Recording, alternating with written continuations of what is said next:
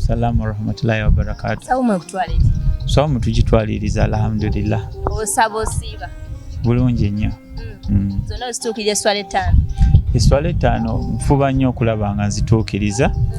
Naye tusaaga nti no ojja zituukiriza zonna naye era obeera ogimisinza ogisasula. Ali atya mukyala? Omukyala gyali mulungi. Mwazaala baby ne mutatugamba. Aliwo ate yenna. Mulamu waffe Fefe baatugamba yazaala omwana mukalu. Simanyi Fefe we yagamba. Fefe wanaaba ayogedde naffe tujja tukuvaayo twogere. Tumanyi mwazaala ne mutukweka. Kasa Fefe anaatulaga omwana tujja bagamba naffe. Oba wanaabalaga omwana nga mumanya position yaffe. Then oyo mwana waffe. Mwana akalu wa mwakazi. Wabeera nga Fefe yagamba mwana we then mwana waffe. Tugane kayimba kana Lumansi abantu bakogeddeko ebigambo bingi abamu bagambye kabi producer yakakoze bubi engoma zezimu. What's your take on that? I think it's a very beautiful song. Ate luno oluyimba luvuddemu efforts z'aba producer b'enjawulo.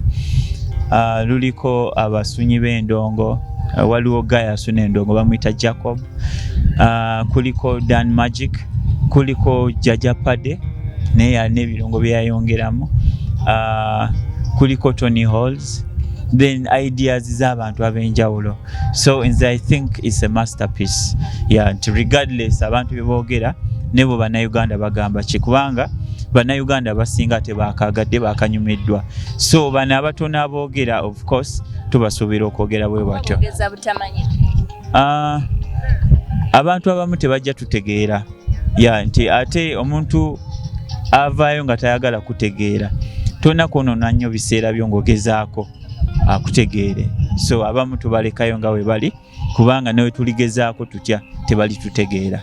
People are so confused about this one because it has a lot of entitles in it. What really kyadde lutegeeza ki? Luno oluyimba nga we luli plainly gwosobola okufunamu interpretations ezizo. Abamu baavudde ne bagamba babadde bayimba ku nze. Woga nti baadde bayimba ku gwe kitegeezeza engatto zaakutuuse eza Nalumansi, kitegeeza gwe Nalumansi. Naye omulala asobola oddulaba ng'olwalaavu nga bwe baluyimbye nga bayimba ku muwala atalaba woono amwagala. So omulala ate yayinza okinterpretinga bulala. So luno oluyimba twalulekedde abantu buli omu alufune mu ngeri ye. Back to music, should we think people thought Momuli duo, you and Baby are right? Mulinga Mula Red and Wizo, you do songs together? No, we are not a duo. We just come together and do a song. Olubeera luyimba tujja ne tulukola naye nga buli omu asobola okukola ebibye. So did Bobi Wine's coming to Kujam politics, did it affect you in any way? Yes, it affected me kubanga we batandika okubanninga ebivulu nange bwento I was affected. I was earning from these performances.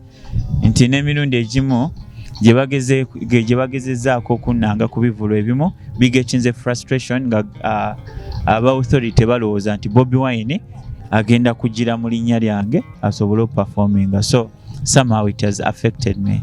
You had like two shows, Nene start happening. What really happened? Did they think you're coming with him or baba booking gwengo omuntu oba ne yali nga bakikoze nga you're supposed to come with him? Bali ba booking zenganze naye ne ba having a fear nti webanda naga katate kumtaddeko Nubian ntegeeza mugenda bifula political. Then omulala yo owavenue omulala nagamba bano bagezaako kukweka Bobi Wine, Nubian bayite Nubian, Bobi Wine ajje ku stage. So buli omu it's mostly fear y'aba abantu nti babeera banna kye batidde ate balemesa n'ekyo ekitali kituufu bo nga bwe bakirowooza. Ngaye bagana Bobi Wine okuyimba nawe bagana because webanga tebagana, what's stopping you from singing to the stage? Tebangana naye nga wenkugambye nti wembeera nsobodde tugambe nti embaga ya mukwano gwange oba waliwo abampise ku mbaga, embaga tebagiranga era ojasanga nga nyimbye olunaku ne lutambula bulungi nga tebalina kye balemesezza naye we baba bategedde then banfrustratinga. Ekivulu either bakiremesa oba ne bateekawo embeera ne bagamba oyo mumugyeko ku line up y'abayimbi bumba mwagala ekivulu kino kigende mu maaso so bwetyo nembeera affected. Yeah. So how are you surviving because toli kuyimba kubivula ate nga tumanyi bye musinga okugyamu ssente? Yeah. Nga we nagambye nti nno maanyi ga Katonda nti somehow osanga ng'olunaku olumazeeko nti ne kubeera ng'okola kino ne wali oyiya wano ne wali bwe tutyo ne tutambula ne mbeera nga mmalako nga nsobola okumalako. Naye nga of course I was hugely affected by not earning from my craft. We heard nti wabeerayo abantu abalina ku ssente be tuyita abaddoona abagagga from different countries nti babayambako to survive. They send you some money. How true is that? No, baba bana Uganda. It's mostly Ugandans.